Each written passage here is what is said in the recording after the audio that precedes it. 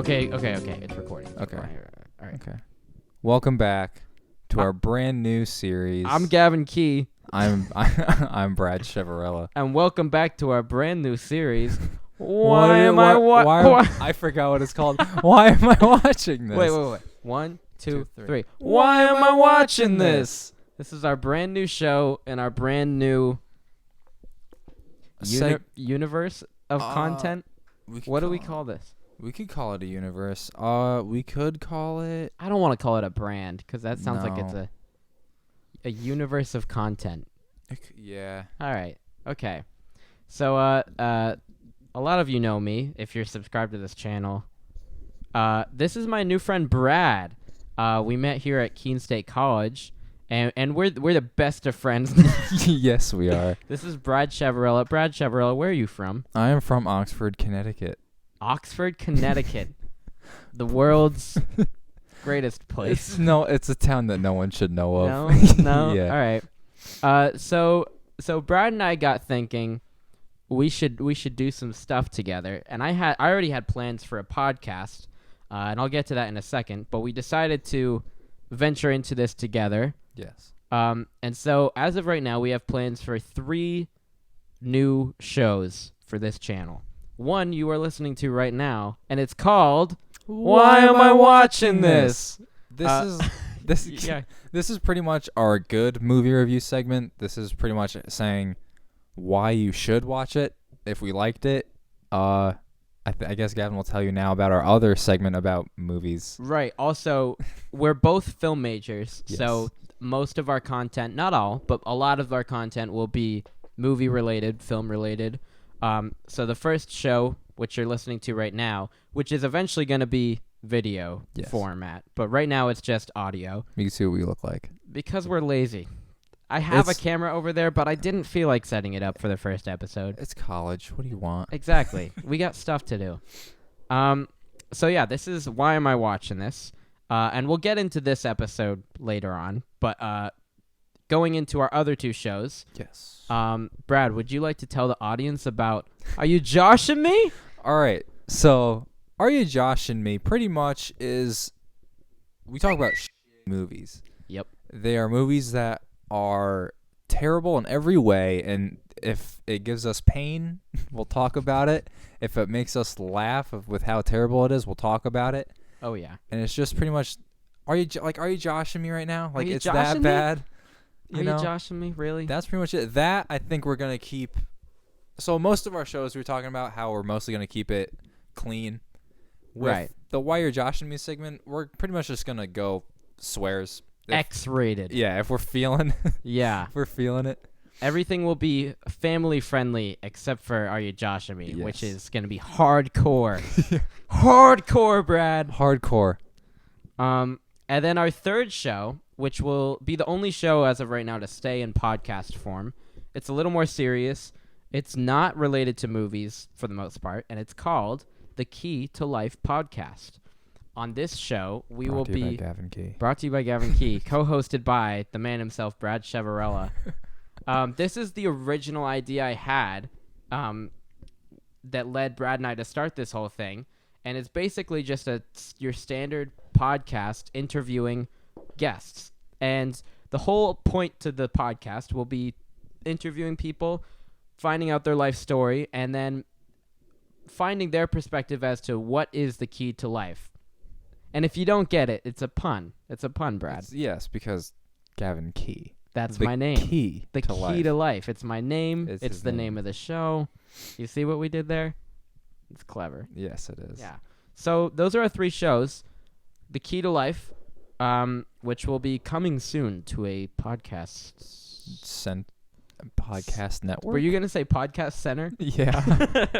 To wherever you listen to podcasts, near you sometime soon. Sometime in the future. I'm going to say the first episode will be out within a month. Yes. That's the show number 1, which will be a podcast. Are You Joshing Me? And what is the name of this show that we're doing This right one now? we're watching Why Should I Watch This? Why Should I Watch This? And Are You Joshing Me are the other 2 shows. They're movie shows. They're movie review shows. And yeah, so right now you are. It's why am I watching this? Not why should I watch this? Is that what I said? It's why am I watching? That's what I said. Oh, it's why am I watching? Why this? am I watching this? And Are You Yes. Joshing Me? Yes. Are two movie review shows. Why am I watching this? Is what you're listening to right now, Yes. listener. We already just you single listener out you there. Single listener. Hi, Mom. We already have a movie planned for Are You Joshing Me? We do? Oh, we do. Yeah, We do. yes, we Don't do. spoil it. It was so bad. It was so bad. It's Oh a my new God. release too A new release. of 2021. What I don't want to get into it now. I was about to go on a rant. We can't because I'm gonna get mad. Yeah, I can't do it right now. But we also have a movie selected for this episode Yes. of Why Am I Watching This? And Brad Chavarella, what is the movie we will be discussing today? Today we are discussing the long-anticipated, emancipated. That's probably wrong That's usage. wrong. Yeah. But Zack Snyder's Justice League. AKA the Snyder Cut. The Snyder Cut. Like Brad said, long awaited. How do we even start? How do we get into this? Do we talk about the backstory? Okay, let's do that.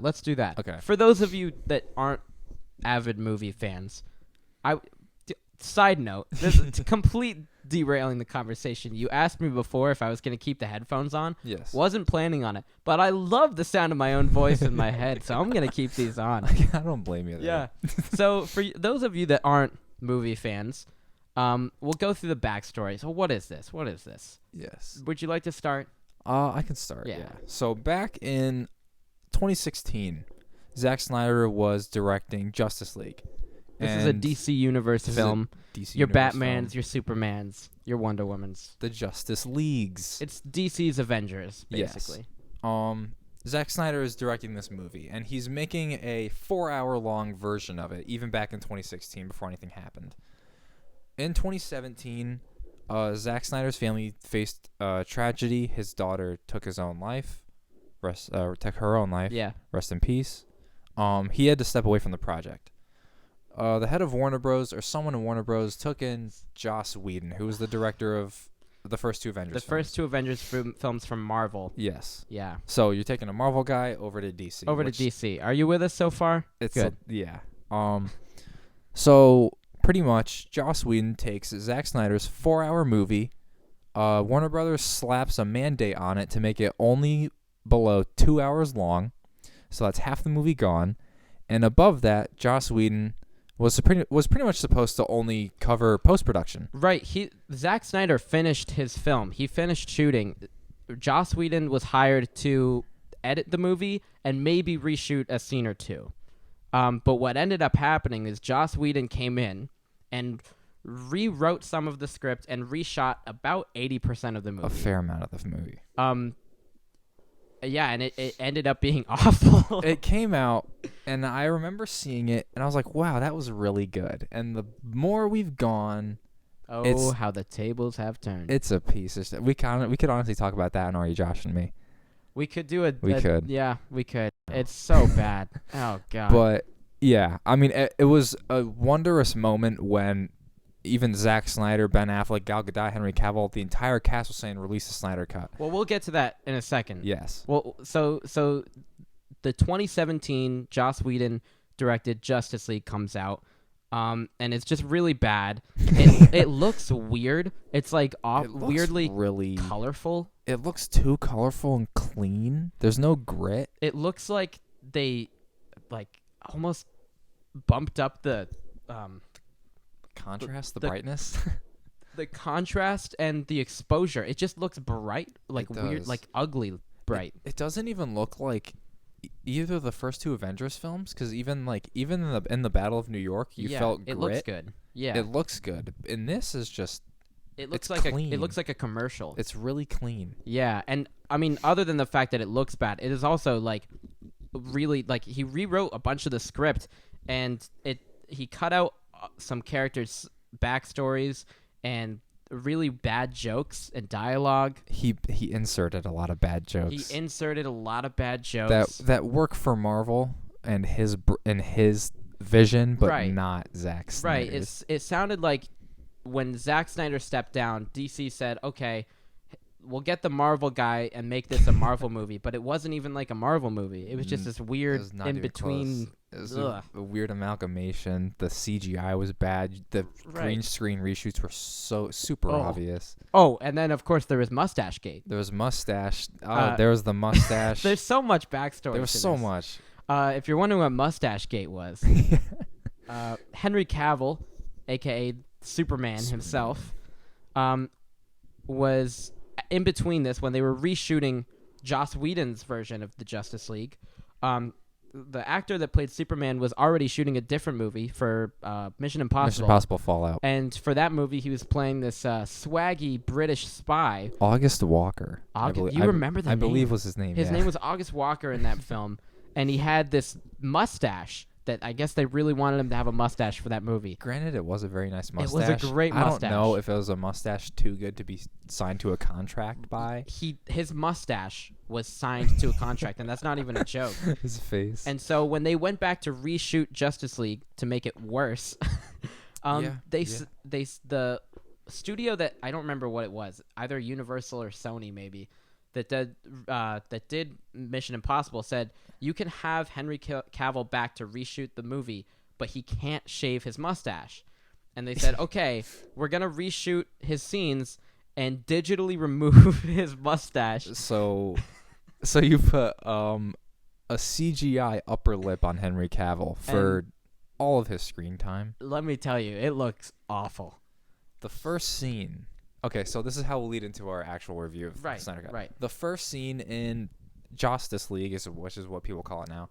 It's a very shot, like kid's perspective, holding a cell phone, talking to Superman, which is like that's fine, cute. It wasn't that good. Yeah.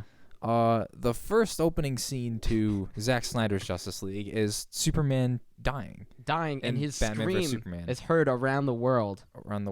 Yeah. And immediately in the first 3 minutes, we're already introduced to more characters, more of the world, consequences of the previous film. Yeah. Before we jump into the Snyder Cut, we got to finish up the backstory here because there's a lot. So Justice League comes out. It's awful. People hated it. Over the next 2 to 3 years, the rumors start swirling of a so-called Snyder Cut, a hashtag, if you will, a hashtag Snyder Cut. Release the Snyder Cut, the DC fans said. And so many people came out and said, it's not real. Warner Brothers themselves said there's no such thing. Zack Snyder initially said there's no such thing as the Snyder Cut. Go watch the Joss Whedon cut. There's no such thing. And over time, people involved with the film, Jason Momoa, aka Aquaman, came out and said, I watched Zack Snyder's Justice League. He showed it to me, and it's awesome. It's sick. And then word got around this whole giant social media movement, hashtag release the Snyder Cut. Went on for four 4 years. And Zack Snyder remained kind of quiet until about 2 years ago when he basically came out and said, like, it's happening. I do have a Snyder Cut. Which was a great day. And it's awesome. And he started releasing, like, concept art and story things and, like, things that he would have done in his own cut. And basically, Warner Brothers, after 4 years, said, fine. We'll give you $70 million to do whatever you want. Finish the movie. So they did. So this week on HBO Max, which is owned by Warner Brothers, they released a 4-hour Justice League called Zack Snyder's Justice League. Yeah, Warner Brothers is awful. Warner Brothers is not good. They're the worst. Here we are. Brad, you just watched it today, a few hours ago. Yes, I did. I've seen it twice. I loved this movie. I love this movie too. All right. So yeah, like Brad said, it doesn't open with the weird cell phone footage of the CGI mustache being gone. It's so out of nowhere. It opens with the ending of Batman v Superman, which is the last time we saw these characters. Superman dies. Spoiler alert if you haven't seen that movie. Death of Superman, Doomsday, all that good stuff. And his scream heard around the world. Echoes. It's so cool. And it's really cool. It's like this sound wave of just like agony. Yeah. And it just activates these mother boxes. And you cut to all the different kind of races of people, the Atlanteans, the Amazons, and everybody around the world hears this scream. Yes. And it just sets it up for, like, as soon as you see that, like, oh, this is going to be so much better. Yeah. Yeah. Oh, my God. Where does it go from there? From there, that's all the prologue, and then it goes into part 1. Right. So part 1. Part 1 essentially is just Steppenwolf arriving in Themyscira, which is a great amazing. sequence. It's so great. It's so cool. Because I mean that concept was in the original Justice League, but it was not. Well, first of all, let's talk about Steppenwolf. Okay. We have to spend like a little bit of time on Steppenwolf because he's great in this movie. He's so much better. First of all, he looks better. Look, the design is completely different. The CGI looks totally different. With the Justice League Steppenwolf, you couldn't tell if the armor was fused to his head or not. It looked really weird. He looked like his head looked like a helmet. Yeah. In this one, it's very clear that Steppenwolf has armor that molds to his body. Right. And it's constantly shifting, which is really cool.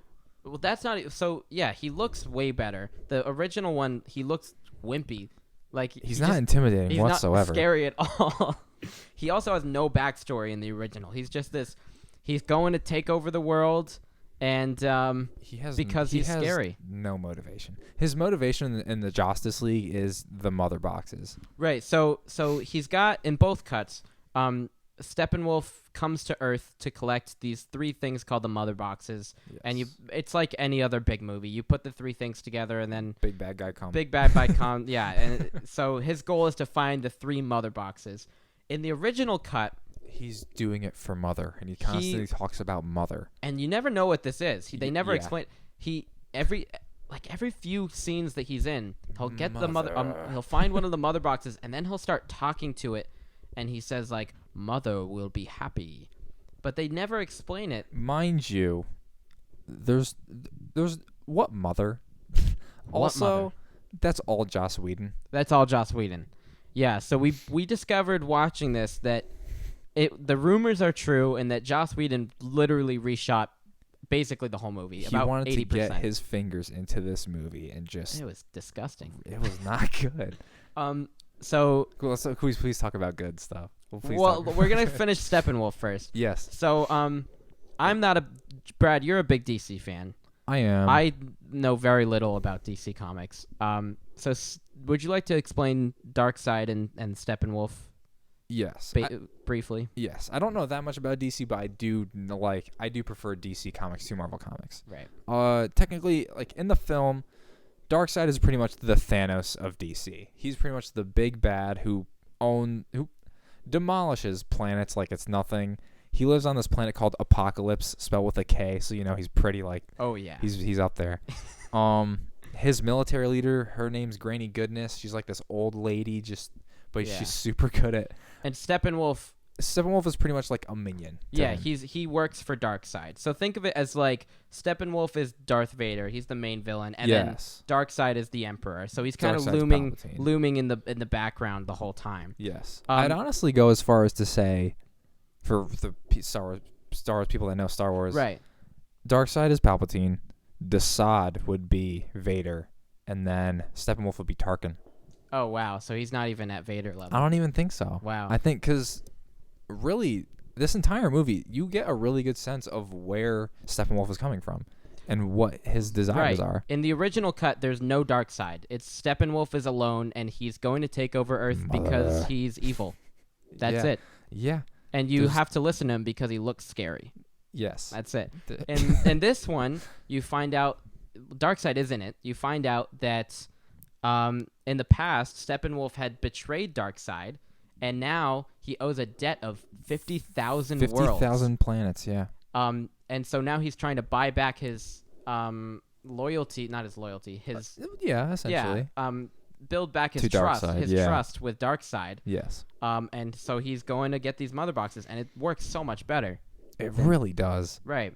And the first thing we see is him landing in Themyscira with all the Amazonians, which is Wonder Woman's home island. Yes. And that scene is so cool. It's a great sequence. There are a few parts of this movie, other than the fact that it was 4 hours long, that reminded me almost of Lord of the Rings, and this is one of them. A little, yes. Just a little bit. Just a little bit. But the way, I know I mentioned this before when we were watching it, just the strength of a boom tube. So pretty much, for those who don't know, a boom tube is pretty much just a teleportation device kind of. Yeah, it's just that works through the mother box. Yeah, through the mother boxes. It pretty much just opens up a tube in the sky and you drop down and you could go back up. It's pretty much just like teleportation. Yeah. But in this one, it feels like there's power. You feel it. Everything in the Whedon version, it feels just like wimpy.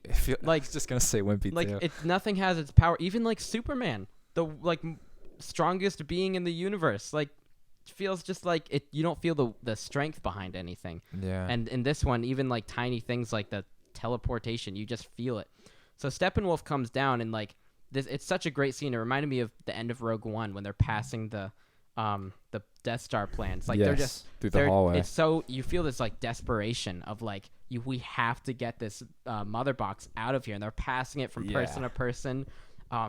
What do they do with the rope that she like? Oh no, she shoots it on a bow and arrow. So one of the Amazonians like falls on the ground, and Steppenwolf is just charging at this lady. Mind you, Steppenwolf has a huge axe, and he's just clawing Amazonians in half. And this is a rated R movie, and it shows some good hits. It does. It does.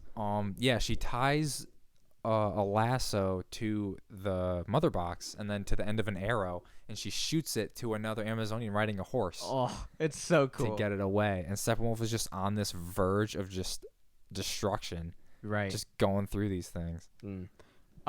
Yeah, so there's Steppenwolf taking over Themyscira. So that was one of my favorite sequences for sure. Let's talk about the Cyborg and Flash new stuff. The new stuff that he added there, because in the original cut, Cyborg was not a character. Cyborg was a side character, and keep in mind, at this point in time, Wonder Woman had her own film, Superman had his own film, and you were introducing, and you had seen Batman before. Batman was in BVS, yeah. Right, and you're introducing. At this point, Aquaman hadn't. He has a film now. Yes. You're introducing Aquaman, the Flash, and Cyborg all in this film. Aquaman, you get a little bit of backstory in the original. Flash and Cyborg, really nothing. They just kind of show up, particularly Cyborg. It feels weird in the original cut. He's just there. In the original, it just cuts to him being moody in the apartment, and then Silas is like, "Why do you hate me?" And he's like, "Well, you're mean to me." Yeah, it's like you don't really understand his why. Entire backstory is like, oh, he's a half robot, half human, and he hates his dad because something. Because he hates him. Thanks, Joss Whedon. Yeah, and it's just so strange. He's just a guy, and he's there. In this, back to the beginning. Yeah. The first person we see react to Superman's death scream is Cyborg. Is it really? Yes. I've seen it twice, and I didn't even notice. He's already more important. Exactly, from the beginning, I guess. Yeah. Yeah. So in this one, he goes from a side character, like a side character, like the Hawkeye of the Avengers. The most side character you can get. Like Hawkeye or Black Widow level side character. To the heart and soul of the whole movie. Yeah. Like both the plot and the story, like the emotional aspect and also just the plot. Like the whole movie is Cyborg. Yeah. Which I was shocked. I really I knew there was more scenes, but I didn't know that Joss Whedon cut out all of Cyborg. So much Cyborg. He cut out his mom, the football sequence, like everything that gave Cyborg layers. Joss Whedon was like, "Well, we don't need character." Right. And not to get into Joss Whedon as a person.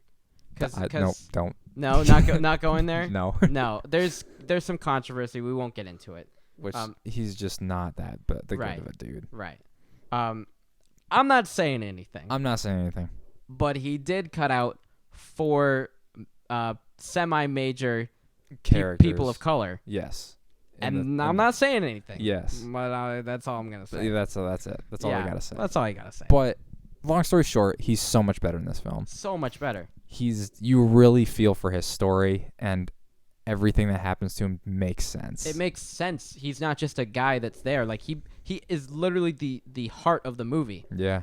Which is I was really shocked to see that, and it makes it so much better. Like it makes sense. It really does. And it makes me bummed out though that Ray Fisher's just not a Cyborg anymore. But he went through a whole thing with Joss Whedon the and whole everyone. behind the scenes thing, which we won't get into, but no. We'll talk about the movie, though. So, yeah, Cyborg is given his entire backstory and goes from a minor character to the heart and soul of the film. Yeah. The Flash. Yeah, Barry. Barry Allen, the Flash. What was your opinion on Barry before? Okay. So we've talked about this before we started recording. Yeah, we did. The Flash, played by Ezra Miller in this movie. The lovely Ezra Miller. Okay. I'm kidding. He's not that. He's a good actor, but I guess he's done some questionable things. So he comes out. It comes in 2017. Justice League comes out, and I hated it. Yeah. And my least favorite part of that movie was Ezra Miller as the Flash, because he was only there for jokes. He was Joss Whedon's outlet. Yeah. To just make it as Joss Whedon as he could. He was only there for jokes, and two, the jokes weren't even funny. They weren't. They were good. really. He had this awkward sense of humor, and there was this whole bit about brunch. It's terrible. He's like, I don't get what brunch is, and he's just this quirky guy. He's like, he was just spitting dialogue that was just meant to be funny, and it came off as just not just good. Annoying. He was annoying, and in this one, he's got some zingers. The first time I watched the Snyder Cut a few days ago, I still didn't like Ezra Miller. After watching it again today, he's starting to grow on me. Because of the addition of he's not just there for jokes anymore. The jokes are still there. The jokes are also better. Yes. So the jokes are still there. The jokes are better. But he also, he has some... We'll say that for the end. I don't want to say dramatic acting to do, but more serious He's stuff. More fleshed out as a character. He's also more important to the story. That's very true. There are several points that get cut out of the original cut where he kind of saves the day a few times. Yeah. So I still don't like Ezra Miller as the Flash. He never really bothered me. I always kind of liked him, even in the Joss cut. But looking at it now, I don't really like him in that. But I do like him as Flash. But I will say he's a lot better in this one. Yes. I wanted to talk real quick about the overall edition of it's 4 hours long. Yes. So there's obviously big parts like Cyborg's backstory that get added, which is important to the film and should have never been cut out in the first place. Yeah, it really shouldn't. But because Zack Snyder was given 4 hours, and it's not theatrical, it's on HBO Max only for streaming. There's also the addition of scenes, after he tries to recruit Aquaman. Yeah. He's getting off the helicopter or going to the helicopter, and he has this nice conversation, Batman with Alfred. Mm-hmm. And that's just, it doesn't need to be there. No, but it adds so much. I feel like small scenes like that, they just add sprinkled throughout. Yeah. I feel like I just understand the characters more when there's scenes like that in between. It's just even the slightest amount of dialogue, Joss Whedon just took out just the littlest things and it just made the biggest difference. It builds character scenes like that. It really does. So we'll get into the Age of Heroes, which was sweet. Awesome. So basically, there's some exposition involved. Batman and Wonder Woman team up, and I mean, the scene right before the Age of Heroes scene, I didn't like because it was so exposition heavy, but you have to do that because there's this I hate the line. I hate it so much. He goes, so Wonder Woman is basically explaining the plot of the movie they're in to Batman because he needs to know. Yeah. He's at this point the leader of the Justice League. He needs to know what's going on, and at this point he has no clue. So never mind. You keep going. For 2 minutes straight, Batman just keeps going, naming things and saying, "What's that? Darkseid? Who's that? Mother box, huh?" Yes, yeah. So which prompts one of the best scenes in the movie. Well, before that, he goes. She's like, there's these 3 things called mother boxes, and it cuts away from this epic scene, and Ben Affleck as Batman just looks at Wonder Woman, and he just goes, "Mother box? What's that?" And she goes, "A mother box is a definition. Blah, blah. It's so exposition heavy." But anyways, it goes into this epic scene. Brad, you want to set this up? So I'm doing a lot of talking. This is years and years and years ago. Darkseid, pretty much, he's ruled many Earths, or not Earths, but many planets, and he attempts to conquer Earth. And there is an army of Amazons, Atlanteans, man, and gods, Greek gods, and a Green Lantern, and a single Green Lantern. Right. ready to fight him. And it's pretty much, this is kind of like the end of Return of the King in a way. This is the other scene that reminded me a lot of Lord of the Rings. Yes. Yeah. So pretty much Darkseid, like in his prime, jumps out of the ship, lands on the ground, just picks up some dirt, right? And then he drops it, and then he just slams that cleaver into the ground, creating the Omega symbol, and then it's just on. It's just a big battle scene. It's not super long. It's probably 3-4 minutes, but it's awesome. It's great. It's shot beautifully, and it's basically just like saying like, hey, this Darkseid guy is coming back. He's sending his pal Steppenwolf, and this is what happened the last time he came. And Earth defended him. Everybody, defended all Earth. the races on Earth in this universe came together, and Zeus, who is Wonder Woman's dad, right? Yes. Zeus is shooting lightning, and Ares comes back. Yes, with the same actor from Wonder Woman. The same actor. I wasn't sure if it was him, but there's this scene where he he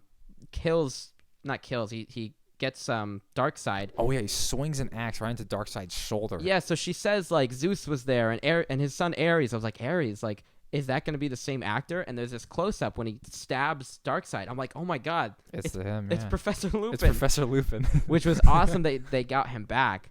And yeah, it's just an awesome epic scene. It is. Yeah, it's great seeing like the Atlanteans fight and everything. Like, so I think Trident combat is so cool. And the Green Lantern too. The Green Lantern is really cool. So cool. We actually see one in action. Then the ring flies away. Yeah. Yeah.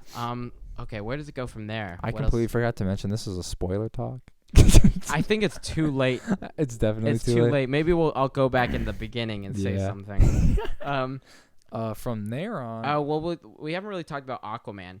The stuff with Aquaman, it didn't change that much. Plot-wise, it didn't change, except.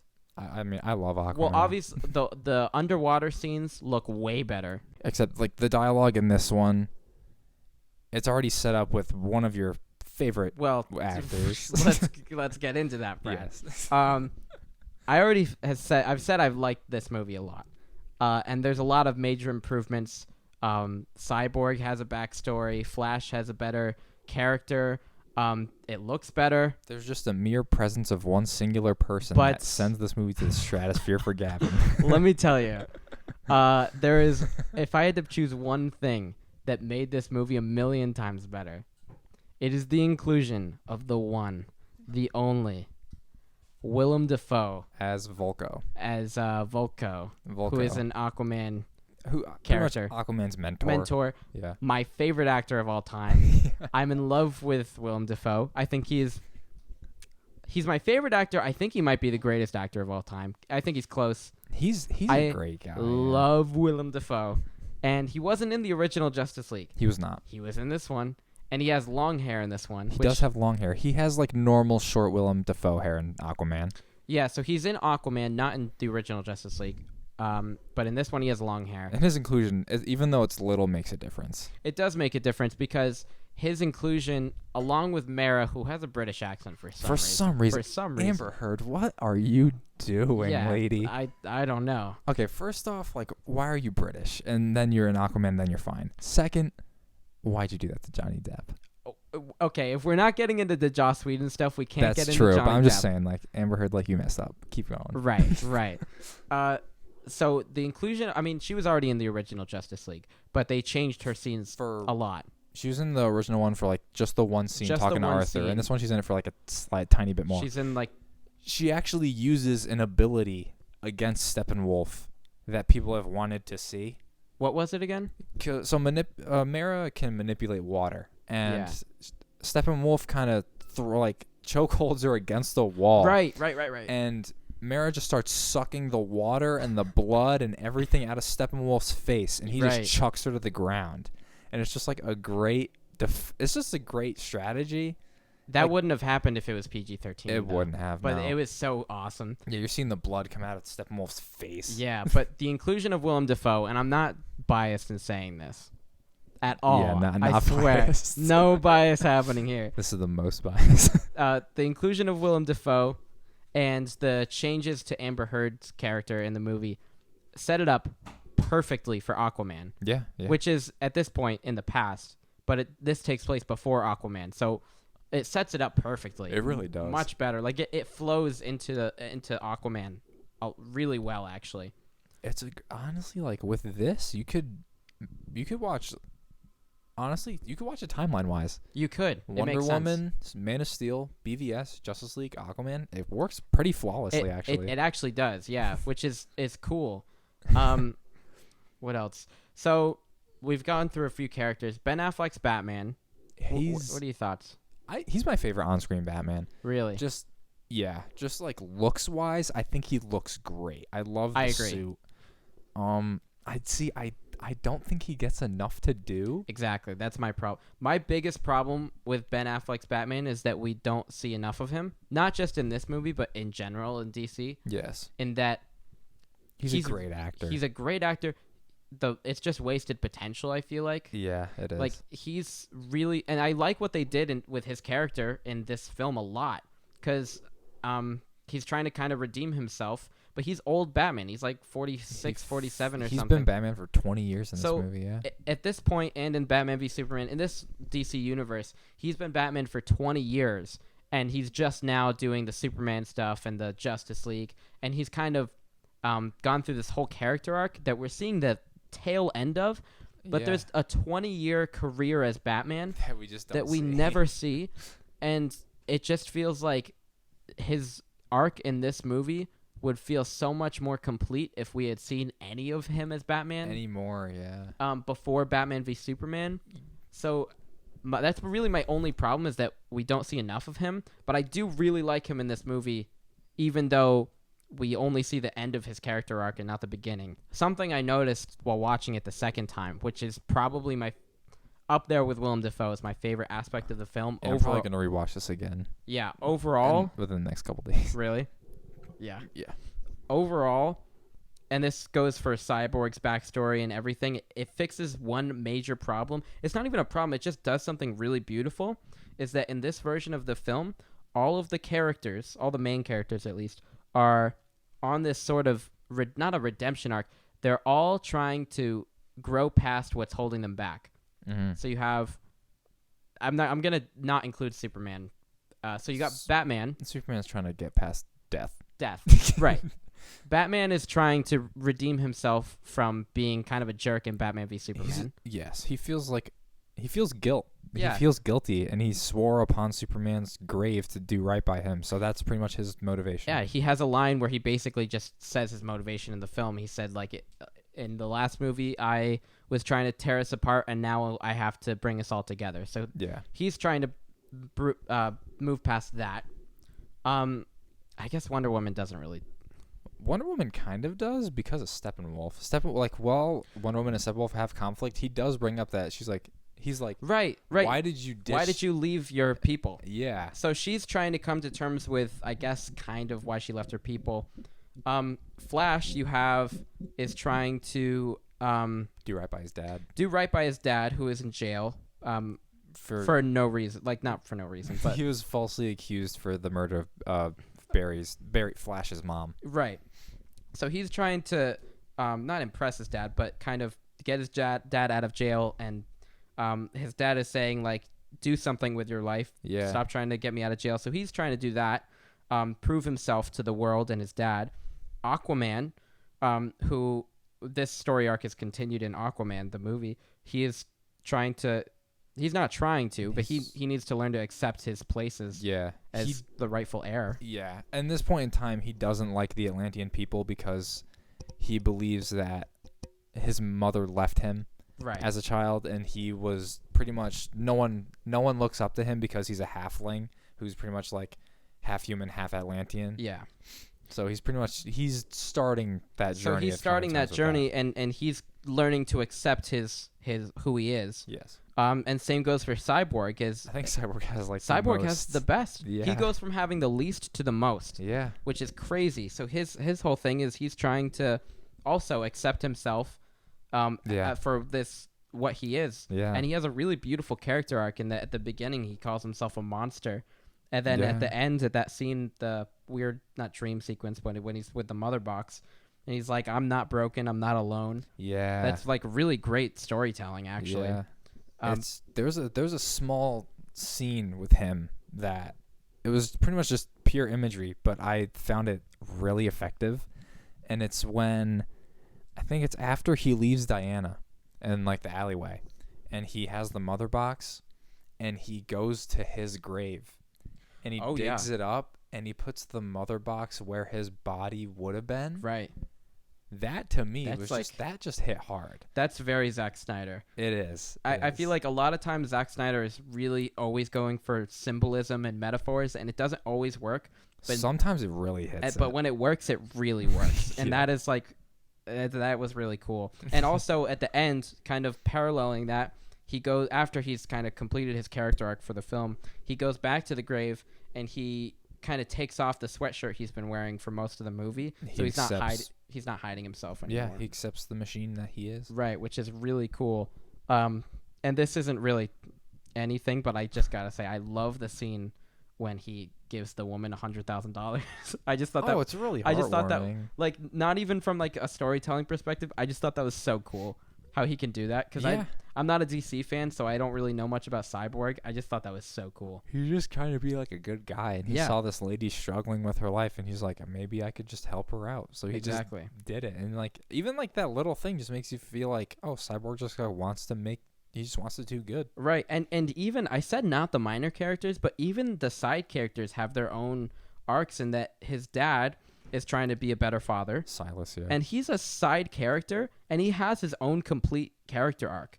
Like a redemption arc where he sacrifices himself at the end. Right? Just that whole sequence. That's just like that 15 minutes or 20 minutes of everyone breaking into the facility to resurrect Superman. And everything like that. It's great. Yeah, and like the whole movie, he's just trying to be a better father. And then Lois Lane, who is, for the few scenes that she is in, is extremely sad and grieving Superman's death. Yeah. She hasn't gone back to work. And, well, here's the scene that I don't like, but I do like.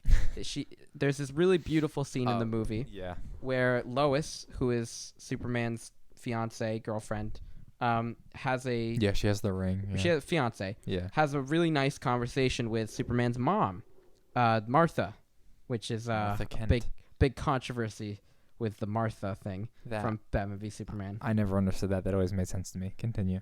Really? Yes. We won't get into that. Never mind. And it's this really nice, really well-written scene where Superman's mom is saying, like, Lois, like, we both miss Superman, Clark, but you need to get back into light. You need to get back to the world of the living, she says, something like that. And it's this really well-written, well-acted scene. Martha, Superman's mom, leaves. They hug or whatever. Leaves the apartment, and it's not even Martha. It's Martian Manhunter, which I didn't hate. I mean, I like Martian Manhunter. Character. Who is Martian Manhunter? Martian Manhunter is his name that we know him from Earth is John Jones. He's pretty much he's a shapeshifter. He has pretty much any power you could think of. Is he from Mars? I'm honestly not sure. Okay, so he's an alien. He's an alien. He takes on pretty much. He's a shapeshifter. He's one of the most strong telepaths ever. He's super telepathic. Oh, that's cool. He can change his pretty much his organism structure, so he could just phase through the ground and walls and stuff and things like that. He's actually in a comic one time, Superman said that he's afraid to fight some people, and one of those people is Martian Manhunter. That's cool. So he's really strong, but he's just a great character that DC doesn't do a lot with. Yeah. I was excited to see him, but I get where you're coming from, where it took away from the moment. It's just that it was this really personal conversation, I get that he would know the information that Martha is saying, but in the scene, Martha gets emotional and she cries a little. Yeah. And she's saying like I wish I could tell people how proud I am of my son. It's I feel like that's weird for Martian Manhunter to say. It is, but he had to be convincing. It was cool to see Martian Manhunter, who I know very little about. I've seen him in some animated stuff, but it was cool to see him.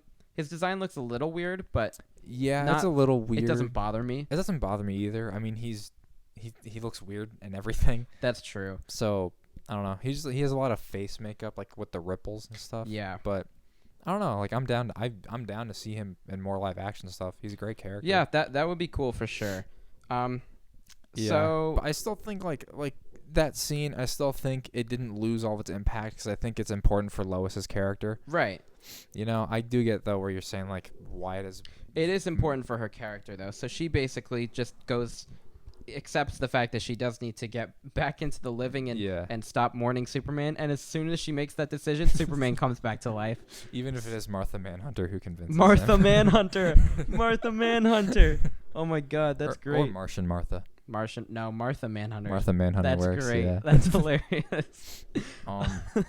Yeah, you want to talk about Superman coming back in that fight scene? Yeah, so that was for the most part the same. So I think Yes. Whedon kept a lot of that whole sequence of bringing Superman back to life and they all fight Superman. I think he had Snyder in the Snyder cut. There's a few more. There's a few extra stuff. I think maybe 15, 20 more seconds of Flash versus Superman, Yeah. which is kind of cool because that's my favorite part of that whole scene. Is Yeah. when Superman turns around. And then Batman walks out, and then Superman's like, "I know you," and he's like walking towards him, and everyone's trying to stop him. The funny thing, I've been reading a lot of reviews for this movie, and for some reason, something that everybody is bringing up as like a criticism is, and like people are shitting on Gal Gadot or whoever it is like random people for this one line, and she just goes, "Kal-El, no!" Why is that a gripe? Like it's not the best delivery, but it's not horrible. I don't get what the big deal is. But I think it's really funny. So like the more I see it, the funnier I think it is. So now whenever I watch this movie, I'm just gonna be like, oh, here it is. Kal-El, no. To me, like it makes sense because he's awake and like he was dead. Oh this yeah. dude was dead, and then he comes back to life, and then It makes think perfect like sense. she's gonna want to like she says his name that he grew up with, like Kal-El's like his legit real Actual name, yeah. So like you'd think like it would hit him, it just doesn't. Which it's like that doesn't bother me. I get why people are making fun of it. I guess for the delivery, I could see where it comes from, but yeah. So I mean, that scene didn't really change. So, but it's really the scene afterwards that is changed a lot because in the original cut they fight Superman. Superman leaves, and Steppenwolf shows up, takes the mother box, and leaves. He off screen, might I add. Off screen, you see like him in the distance, kind of. No. You see the boom tube, right? You see, yeah. You see like a half a mile away. You see Steppenwolf shows up, and then he leaves in like 5 seconds. You see Wonder Woman and Cyborg, I think, just go like, "Oh, he got it," and it's just like the boom tube, and then he just goes up into it. Nothing. That's it. It's just the other two times he takes the mother boxes, there's these huge epic action scenes. Yeah. Well, I guess not in the original cut, but still. The original cut? No, they still had the action scenes. Yeah, you did. Yeah. And this one, he just takes it in 5 seconds. Yeah. So in the Snyder cut, there's this whole sequence. It's a lot deeper. And they fight Steppenwolf again. And there's this great part where Cyborg's dad sacrifices himself. Silas. Which adds so much more weight to his character of Cyborg. Yeah. And it was also really cool how they said very smart. He wasn't trying to destroy it. He was trying to heat it up so it would show up on thermal scanners, the location which was a really cool way to... He didn't die for nothing. Well, not only that, but like it was a cool way for them to know where the mother box is. How did they find the mother box in the original one? I don't remember. Like, how do they know it's in this random Russian town? I'm trying to think. I honestly don't remember. I just think it's a really clever way to sense. advance the plot forward, because you're also getting the emotional beat with the dad, but also it works perfectly into the plot, and it's like it's very convenient in a non-bad way. Yeah. Like it just works out perfectly. So it doesn't just happen. They're like, oh, okay. Yeah. And one of the most satisfying moments of this movie is when they do pinpoint the mother box and they say it's in Russia in an abandoned town with no people in it. It's been abandoned for like 30 years. 30 years. And I was just like, oh, thank God. Because obviously in the original, everybody makes fun of... he reshot that. He chose to put the that entire end action scene is completely different. Like, Oh, entirely. 100% reshot. For the better. Not only just reshot, he didn't just reshoot Snyder's scenes, he rewrote and reshot the whole ending. I honestly think most of this stuff was in the original cut, like from Zack Snyder, like in 2017. No, I know. It was in like with the first trailer. Right, I'm saying Whedon reshot and rewrote. He just changed the whole ending. Oh my god. So in the original one, there's a ton of focus on civilians. If you could think of the most useless side plot in a movie, this is the definition of that side plot. Yeah, so the two characters that we've been talking about that get a lot more to do, Cyborg and Flash. In the original cut, Cyborg is like in the sky shooting people or something. Cyborg kind of does the same thing in this one. He's trying to separate the mother boxes, but he does have more with that in this film. Right. The Flash virtually does nothing. The Flash in the original cut, his job, his whole mission for the whole end sequence in the original cut is to save this Russian family, this one Russian family. This one singular Russian family. To get them away from the action. And they spend like a total of 5 minutes. Yeah. 5 or 10 minutes on this. Way too long. And it's nothing. And he has this stupid line before the battle. And he goes, "Oh, no, I don't fight people. I just push people and run away." Yeah, it's like the midpoint. Yeah. Oh, God. And yeah, then like he brings their like truck out to like the country so they're far away. And then he just turns and he sees Superman just carrying an entire building of people. Yeah. And it's just like, wow. You just really just made Flash even more useless. Exactly. But in this one, he saves the day. Well, Cyborg becomes the both the emotional, like the heart of the story, and also super important to the plot because he's the one that is doing the action of like separating physically the mother boxes, like making this stop. Also, Flash, he is given basically the same thing that he has to do when Superman comes back to life. He has to run really fast to generate a lot of electricity to send through Cyborg to get it to happen. Yeah. And so, so basically, well, the action is awesome, by the way. The action's great.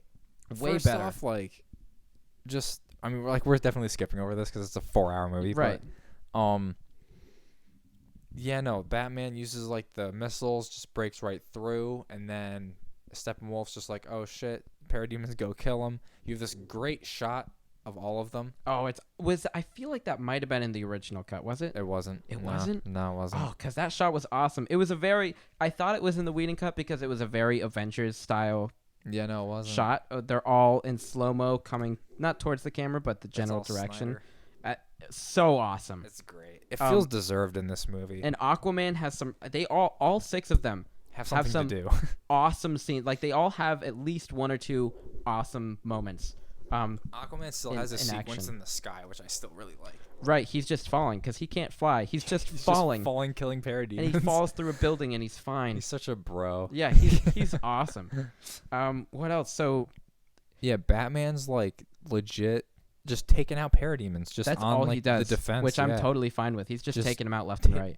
Laser alien guns just blasting them away. Flash starts generating the circle. Yeah. Wonder Woman. Yeah, then you get Cyborg, Aquaman, and Wonder Woman taking on Steppenwolf. So they walk into this building or whatever where Steppenwolf is, and Steppenwolf is facing the other way. Steppenwolf's facing the other way towards the mother boxes or something, and Aquaman just goes, "Hey!" It just pounds his quindet. Yeah, he's like, "Hey, you!" And it's amazing. It's awesome. And Steppenwolf, like, his eyes are all weird because he's looking into the Unity, which is pretty much all 3 of the mother boxes coming together, and his eyes just like click and they're like blue, and he's just like, "You serious right now?" Yeah, it's hilarious. So then Superman comes back in another one of the best parts of the movie. Coolest. Oh my god! One of the coolest entrances of a superhero. I would say maybe the best Superman moment in this whole DC universe. It's up there. It's totally close. Up there. Debatable because the Justice League are putting up a fight. They're succeeding, but it's still really hard. They're all getting the beaten out of them by Steppenwolf still. Yes.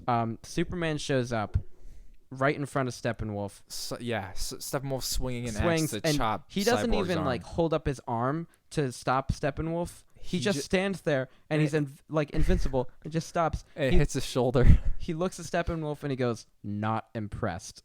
And he just like, oh my god, frost breaths. He uses all his powers in the span of 10 seconds. Breaks, and then he just like 300 Sparta kicks Steppenwolf into the wall. Yeah, every time he punches Steppenwolf, he goes like 3 miles. And there's just like a shock wave. Yeah, mind you, Superman's in the black suit. He's in the black suit, which is cool. It's cool. So he uses all his powers. Obviously, super strength flying. He does the ice breath on the axe and snaps it in half, and then he lasers him for like 30 seconds straight. Straight up, he just lays into him. He goes laser, punch, shockwaves sending out every punch, and he's vicious. He's not pulling any punches. Like he's just not this is at my all. favorite it's my favorite Superman moment probably. Yeah. Just like the 30 seconds of him beating up Steppenwolf is just so cool. It really works. But that being said, then you get they lose. They do. Like they all die. I love the fact that they lose. Yeah. I just like whenever heroes lose. It's just so, like, because in the original cut, it's so standard superhero movie. Like, they fight Steppenwolf, and then Superman shows up, and then they win. Whoa. Superman shows up. He stops Steppenwolf pretty much, but Cyborg is unable to do it because Flash gets hit. Because a parademon shoots a laser and it messes up Flash. Yeah, so he's unable to run for a little bit. And because he's unable to get to Cyborg to get him the electricity, they all die. And the world blows up? Kind of. It's implied, yeah. So the Justice League dies. And then Flash, in one of his better scenes, has to run faster than the speed of light to reverse time. It's really cool. The ground is coming back into existence like as he's stepping on it, which is super, super cool. He reverses time, and he saves the day. Cyborg and Superman, like, you see them get pieced back together. Which is really cool. It's a really great scene. Flash is. Like, while he's running towards like this imploding explosion. Yeah. Which is contradictory, but it's right. true. Imploding and explosion. He's just talking about how he just wants to make his dad proud. Yeah. And it just feels it's just whole. I didn't like the dialogue the first time I saw it, and I loved it the second time. It's great. And then you see the ground just molding back together with every step he takes, and it's just so great. Cool. And then you get you rewind time, and then Cyborg's like, Superman! And then Superman comes in, he just separates all the mother boxes. Oh, it's perfect. We forgot to mention, Superman lasers off one of Steppenwolf's part of his head. Which is awesome. Which is nuts. And then another top moment of the movie, which you know what I'm talking about. Yeah. They get a triple threat, a triple punch, basically, to Steppenwolf. It's Aquaman is first. Okay, he so, just impales him with the Quindent. After they separate the mother boxes, Aquaman just comes up and impales Steppenwolf with the Quindent. He falls over a little bit. Superman either punches him or lasers him. Oh no, he punches him really hard, so he goes flying in the air. And as he's flying in the air, Wonder Woman in slow motion comes up, chops his head off, and right in front of them is this whole portal to Darkseid and their world. An apocalypse, and Darkseid is just standing there watching all of this, basically. I don't know if he can't go through the portal, but he's just watching this happen. I don't know if he can. I don't think he can. Yeah, because he booms in right when the Unity happens. So Darkseid's pretty much just like looking at their world being destroyed. Yeah. And then he's all getting of a sudden, just like the Steppenwolf's body coming towards him. So Wonder Woman in slow motion chops off Steppenwolf's head. His whole body goes through the portal back into the other world. Yeah. And Steppenwolf's head lands right in front of Darkseid, which I love. And it's so cool. All 6 of them just line up in the portal and they just look at Darkseid. It's a stare down for like 5 seconds. They just look at him. They just look at each other and then they just disappear, and it's so cool. Yeah. And then Darkseid's like, we'll do it the old way. The Armada or something. Yeah. And then setting up a sequel that may or may not ever happen. Yes. Which is basically going into the last half an hour of this movie. The last 20 minutes is the epilogue. After they save the day, it's basically just like 20 minutes of wrapping up some storylines as well as like random post-credit scenes, pretty much. Instead of post-credit scene, it's just like an epilogue of 20 minutes. the first one is necessary. The Cyborg. Yes, that was a new. Yeah. Which is earlier in the film, he destroys a message his dad left for him. Because at that point, he's still mad at his dad. And his dad was alive. Yes. But then his dad died. So at the end of this movie, Cyborg uses remagnetizes it. Essentially, he fixes the message, and he hears this long inspirational speech from his dad in a recording, and it's nice. It's a nice moment. You get a scene with Aquaman with Willem Dafoe. Long hair Willem Dafoe. Super brief though. And Amber Heard, and he's just British. And it flows right into Aquaman perfectly. Yeah. Because he's talking to them, and he's like, "Well, I gotta go see my dad," and then Aquaman, the movie picks up, and he's going to see his dad. It just starts. You could watch it back to back. He takes out Manta, and then he just goes right to his dad. Exactly. Yeah. So that's a cool scene. The Ben Affleck, Batman and Wonder Woman and Alfred are walking around the old Wayne Manor, and they say they're going to set up the Hall of Justice. Yeah. With room for more. Yeah. Big table, it's 6 chairs, room for more. And yeah. Then, Batman buys out the bank that which took Superman's house. Is probably my favorite scene that was in the original Whedon cut that he kept from the Snyder's footage. Yes. He goes, Superman says, "How did you get the house back from the bank, by the way?" He goes, "I bought the bank." Oh, that's so great. It's a great Bruce Wayne classic line. Bruce Wayne. Yeah. Classic. And that's, as in my opinion, where the movie should have ended. Because then there's another 10-ish minutes of 10 to 15 minutes of random post-credit scene style. I don't know if I'd call it random. Well, it's just like they felt like post-credit scenes, and they did. None of them really connected. So, well, I guess kind of. The first one is the original post-credit scene of Justice League in a new context with Lex Luthor and Deathstroke. Slade Wilson. Joe Manganiello. Yes. On the boat, and in the original cut, he's talking about setting up the what's it called? Legion of Doom, which is like evil Justice League, basically. Yeah, pretty much. And this one, he's talking about. They're both talking about Batman, and Lex Luthor wants him to kill Batman. He says his real name's Bruce Wayne. And it's setting up the Ben Affleck Batman movie that'll never happen. Which it would be such a cool setup for that movie, but that's not going to happen.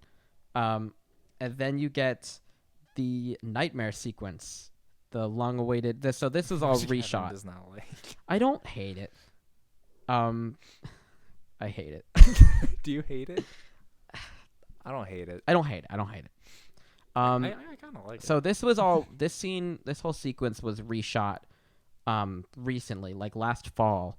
After Snyder was told that he would be able to do the Snyder cut, he said, "Okay, I'm going to add a few scenes. I'm going to reshoot some stuff and add extra things to the end of the movie."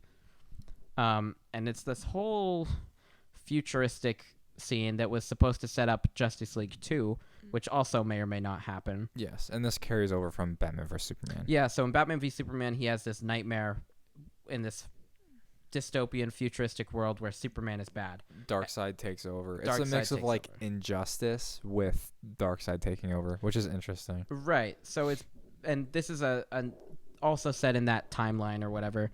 And it's a weird group of people. You got Batman, Cyborg and Flash, Mera, Deathstroke and Joker. Jared Leto Joker. With long hair and no tattoos. Right. So we'll get to Joker in a second. So they're all talking about this they're all talking about this as if it's like a scene in the middle of a movie. I feel like if we went to the future and they did make a Justice League 2, yes, and we took a scene from the middle of Justice League 2 and put it at the end of this, it's so weird out of context because they're talking about all these things. It is out of context. It's really out of context. Give you that, yeah.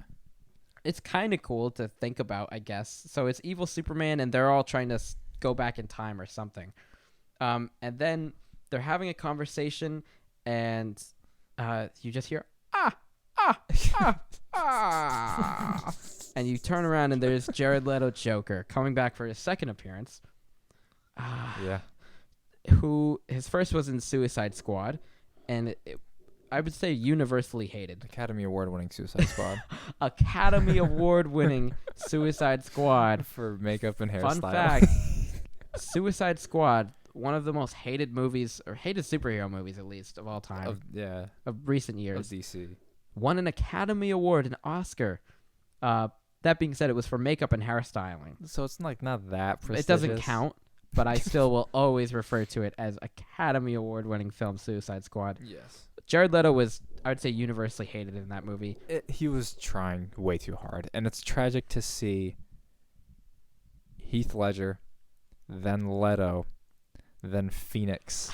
To be sandwiched and to be in between those two is embarrassing. It is. Oh my God. I think the problem here is, even if you want to go like even deeper, before Phoenix, you had Mark Hamill in the Arkham games. Oh, exactly, yeah. So you got like everyone stacked against them. Well, it's also everybody who's ever played the Joker did a great job. That's true. Jack Nicholson. Live action. You have a ton of animated. A ton of animated voices. ones. So I think he had a lot of pressure in Suicide Squad, and so he was trying. I think he did get screwed over in Suicide Squad because most of the stuff he shot for that film wasn't in it. But that doesn't change anything about his performance. I think that's fair. He felt this pressure to be different. So I think in Suicide Squad he was trying so hard to be. He was trying so hard to be different, like the polar opposite of the Heath Ledger Joker from Dark Knight. And then everybody hated how he was in Suicide Squad. So I guess he did the 180, and now he's trying to be exactly like Heath Ledger in Dark Knight for the most part, in his own weird way. I didn't hate him in this. It's better than Suicide Squad. I liked it better than Suicide obviously. Squad. I liked the fact that he's just like in this butcher gown with wearing like a SWAT. Yeah, thing that's with cool. Like a bunch of badges. He looks cool. I like the hair. I like his voice more. His laugh is still there, but like his voice, like it's less. It's not like it's not like Suicide Squad where he's just like. Yeah, it's better, but it's still just such a weird Joker. It is, because you look at every other Joker and it's still just strange.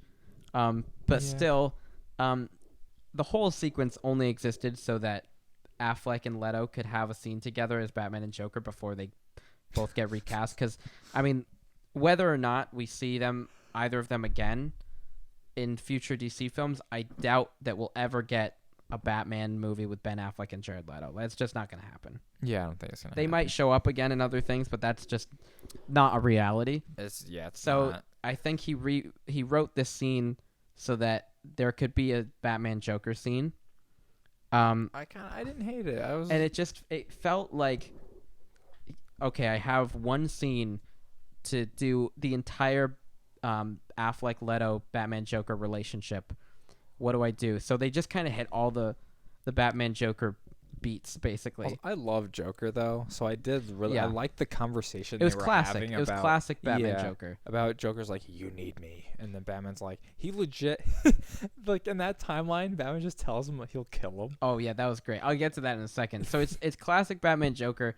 I feel like some of the dialogue was like literally stolen from Dark Knight. But that's also just Batman Joker. That's like, just I'm your best friend. You need me and I need you. Yeah. And the deranged relationship. Yeah, and like taunting him about the death of Robin, just like and really just killing him. Right. In general. Right. And there is a really cool line. I mean, Affleck was pretty good in the scene. He's like, Harley Quinn died in my arms, and when she said, when you kill him, and believe me, I will kill you. I'll bleep that out. Yeah. He's like, you want it to be slow or something, and Joker just he'll looks make at it him slow, yeah, and he goes, you almost got me or whatever. It's like you almost and got me there. Yeah, so that scene was fine. I understand why it exists. It's interesting to think that Harley Quinn died in Batman's arms. Yeah, that's some cool backstory for sure. I always liked the relationship between Harley Quinn and Batman. Me too. Because he always he doesn't treat her as bad. There's some weird level of respect between those two. There is, yeah. They're enemies. Yeah. But I think because part of Batman knows how abusive Joker is. Yeah, I think he feels bad for her. Yeah. And I think But I just like the fact that he would kill Joker for Harley like that. Right. Yeah. It's an interesting place to see the characters, even though like within the film it's out of context and a little clanky. I honestly feel like if you were gonna do that scene, it makes more. You could probably find a way to stick Joker in the Justice League plot somewhere. Honestly, yeah. Like I feel like it makes no sense to make this whole other timeline for one scene at the end of the movie, which is a dream sequence, but also the future, just so they can have a Batman Joker scene. I think at this point it's confirmed a future. It is the future, yeah. It is the future. Yeah. So Zack Snyder came out with his official plans for the plot for the next 2 movies. He's like, I don't know if these will ever get made, so I'm just going to tell you what I would have done. And this is kind of leading into that. So there's that scene. Do you have any other thoughts on this nightmare sequence? I just like seeing where the characters are at. I like seeing like it was interesting. It was interesting. It felt like a little weird having it at the end.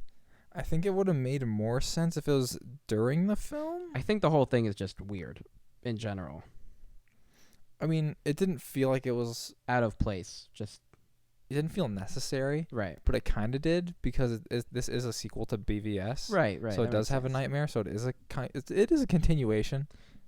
Even though in BVS, Superman just like punches into Batman's chest, which ends the nightmare. I would almost say this scene would work way better in Batman v Superman. Honestly, because the whole scene is, if you swapped the scenes, exactly, that's what I'm saying. I think they would have been working. Yeah. It would have worked better because all of Batman v Superman, for the most part, is Batman being afraid of Superman turning evil, and so he has this nightmare of Superman turning evil, and I feel like it makes more sense there. But anyways, so then we go into the last scene of the movie where Bruce wakes up from this dream. So this is all reshot. The nightmare.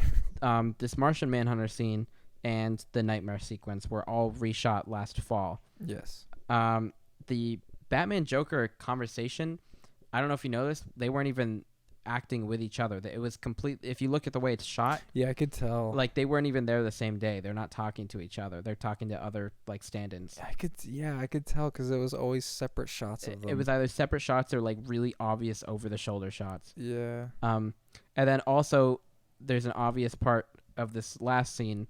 So Bruce wakes up, and it's actually just a nightmare, but not really. I don't know. And he walks out. He thinks Superman is out there, so he goes out to talk to him. But it's actually Martian Manhunter. Yeah.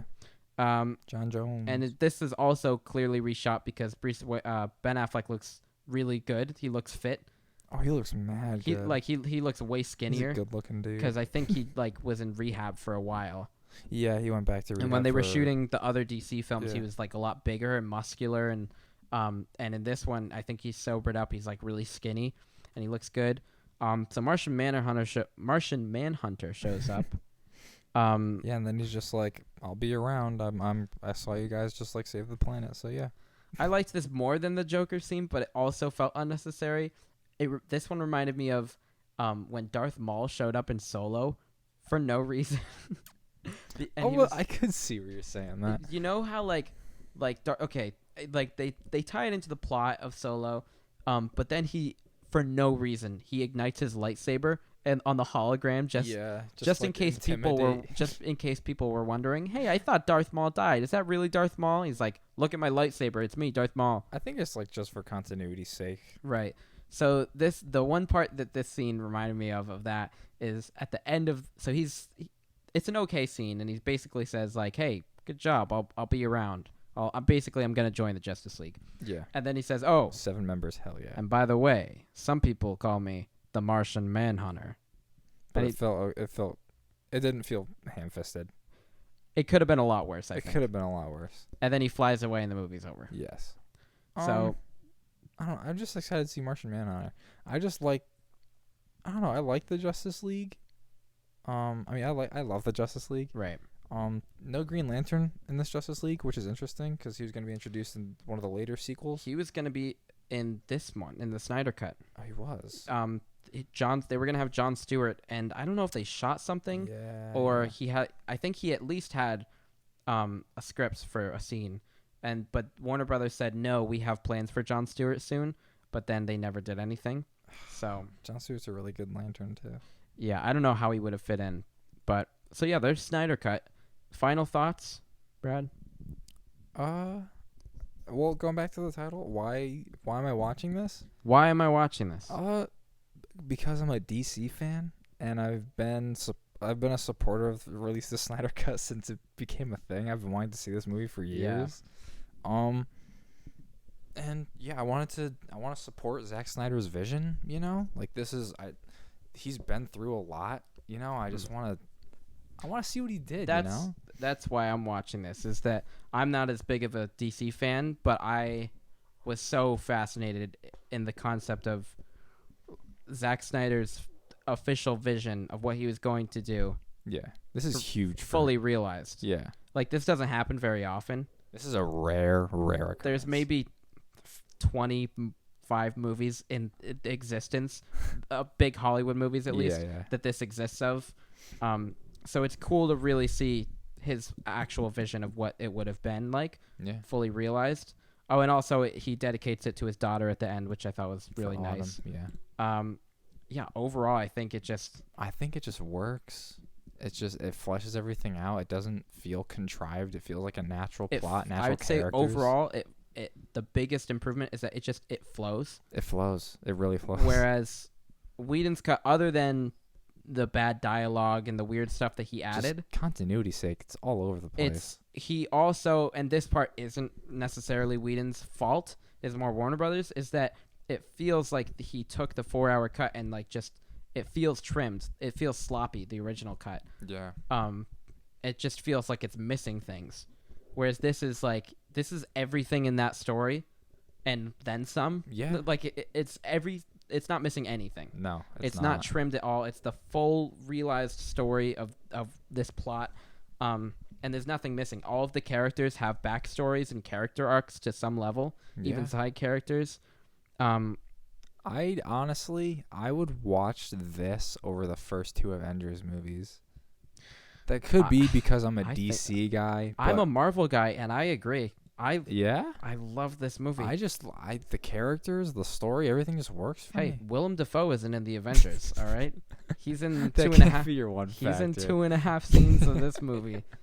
Oh, that man. Yeah. What would you rate this out of 10? You gave it a... I gave it a 4.5 out of 5, which you guys said was equivalent to a 9. That's a 9. Going back to it, I'd probably give it like an 8.5. Yeah, I'm gonna give it an 8. Yeah. That's how I feel about this movie. I think that's it. Yeah, pacing wise, it flows. That's what I can say. It's any sort of necessary backstory, it adds. Any sort of necessary progression. Even works. Unnecessary backstory. Yeah. Just like it's the full story. It's not missing anything. Yeah. From A to B to C, like it flows. And it's a significant improvement to the original cut of the film. I can never watch the original cut again. I'm going to watch it one more time just to remind myself how bad it was. Overall, like, was this worth the wait of 4 years?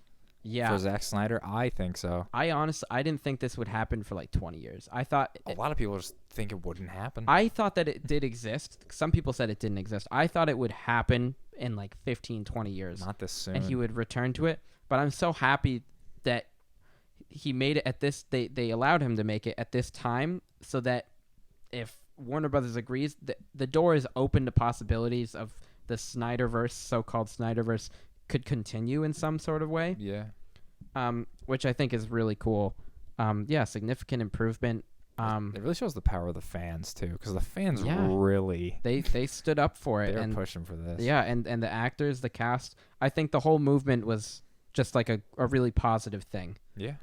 To release, especially with his daughter and everything. Like. Yeah. I think he really kind of deserved this, regardless of what you thought of the film. And it just must be like so nice just to like see just reviews of people liking it. Oh yeah, after all this time, yeah. So there's Zack Snyder's Justice League, the Snyder Cut. First episode. Our first episode. We're clocking in at 1 hour and 23 minutes. The next time you hear from us, it will be probably in video format.